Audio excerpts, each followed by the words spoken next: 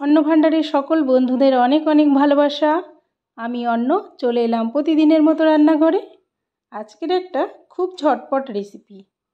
এই রেসিপিটা করতে মাত্র 20 মিনিট সময় লাগবে, কিন্তু 20 মিনিট সময় কিভাবে লাগবে সেটাই আপনাদের দেখাবো।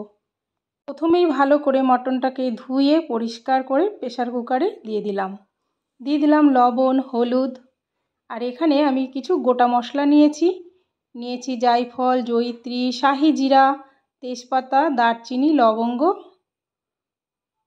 এলাচ দিয়ে ভালো করে নেড়েচেড়ে মিশিয়ে প্রেসার কুকারে বসিয়ে দেব। এই যে গোটা গরম মশলা আমি দিয়েছি, এই গোটা মশলার জন্যই কিন্তু মাংসের টেস্ট হবে, আর মাংসের ভেতরে মশলার সেন্টটাও ঢুকবে। কড়াটা বসিয়ে দিয়ে দিলাম সর্ষের তেল। এই মাটন রান্না করব আমি সম্পূর্ণ সর্ষের তেলে। কেটে রাখা আলুগুলো দিয়ে ভালো করে ভেজে নিতে হবে।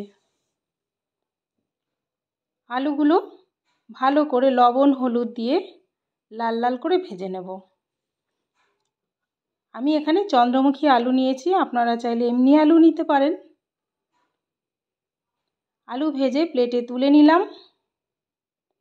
এই রান্নাটা যেমন তাড়াতাড়ি হয়ে যায়, তেমন খেতেও কিন্তু দারুণ লাগে।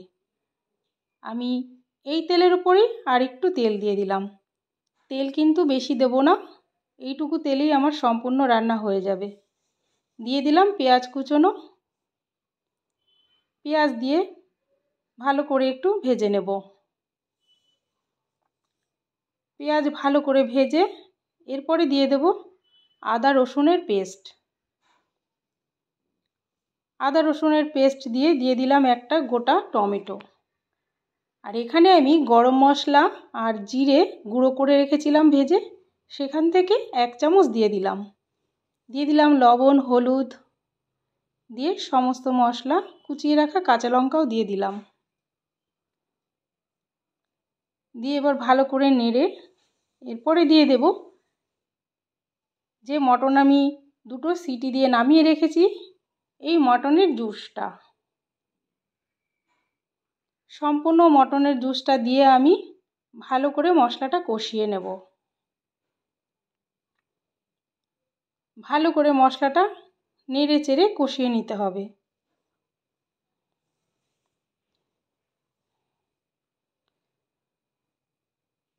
ভালো করে নেড়ে চেড়ে কষানো হয়ে গেছে। এরপরে আমি দিয়ে দেব 2 চামচ শুকনো লঙ্কার গুঁড়ো বা লাল লঙ্কার গুঁড়ো। মটন রান্না করতে গেলে কিন্তু সেদ্ধ করাতেই বেশি সময়টা লেগে যায়, আর আগে থেকে যদি এরকম 2টো সিটি দিয়ে নেন, তারপরে কিন্তু আর মটন সেদ্ধ হতে বেশি সময় লাগে না। এখানে আমি 60% সেদ্ধ করে নিয়েছি। আর মটনের যে জুসটা সেটা দিয়ে মশলাটাও কষিয়ে নিলাম। এরপরে মাংসটা কষাতেই, মানে মশলার সঙ্গে সামান্য একটু সময় কষাতেই যে সময়, তারপরে ওভেনে গরম জল বসিয়ে দিলাম সাইডে। কষানো হয়ে গেলেই গরম জলটা দিয়ে দেব। বাস এইটুকুই, আর কোনো মশলাও এখানে আর দিতে হবে না। আমি 1 কিলো মাটন নিয়েছি, আর এখানে 70 গ্রামের মতো তেল হবে দিয়েছি। তাতে আমি আলুও ভেজে নিয়েছি আর মশলাটাও কষিয়ে নিয়েছি।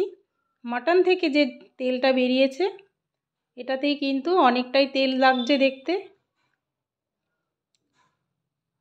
কত তাড়াতাড়ি হয়ে যায় এভাবে রান্না করলে, তাই না?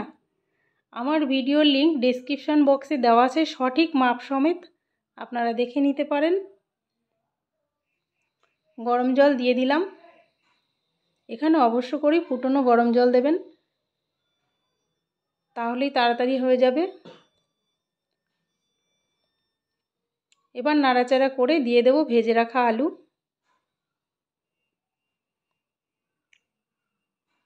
ভেজে রাখা আলু আমি দিয়ে দিলাম। দিয়ে নাড়াচাড়া করে আর অল্প কিছুক্ষণ রান্না করে নেব। আমার ভিডিওগুলো আপনাদের কেমন লাগলো কমেন্ট করে জানাবেন। আমার মাটনের রেসিপিটা রেডি হয়ে গেছে। গরম গরম ভাতে দারুণ লাগে খেতে। আপনারা এইভাবে রান্না করে খাবেন, বেশ ভালো লাগে আর তাড়াতাড়ি হয়ে যায়, খেতেও কিন্তু খুব টেস্টি হয়। ভালো থাকবেন, সুস্থ থাকবেন। ফিরে আসছি নতুন কোনো ভিডিও নিয়ে।